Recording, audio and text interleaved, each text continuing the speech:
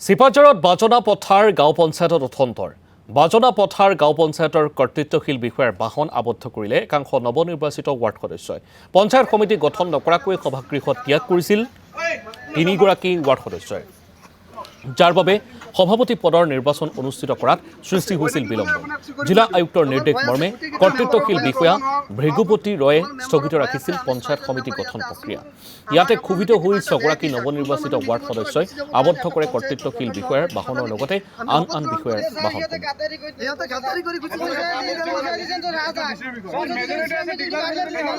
হৈছে মোৰ বিপক্ষই জোৰ জবস্তি সভাৰ পৰা ওলাই গৈছে গতিকে তেওঁ সম্পূৰ্ণ বেআইনী গতিকে মোক যাতে সভাপতি পদটো প্ৰদান কৰি মোক ন্যায় প্ৰদান কৰে চৰকাৰৰ ওচৰত মোৰ এইটো বিনম্ৰ অনুৰোধ মাননীয় হেমন্ত বিশ্ব শৰ্মা ডাঙৰীয়া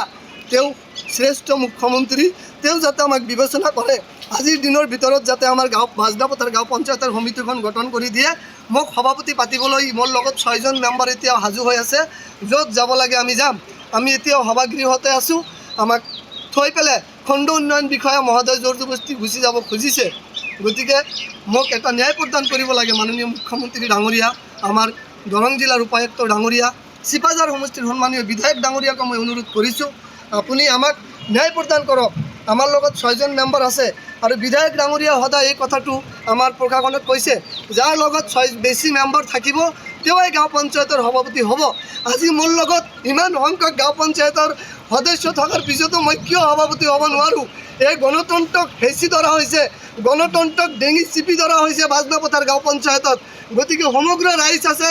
জনতা আছে মই অনুৰোধ কৰিছোঁ মই এটা ন্যায় বিচাৰোঁ মই ন্যায় বিচাৰিছোঁ আজি হৈছে মোৰ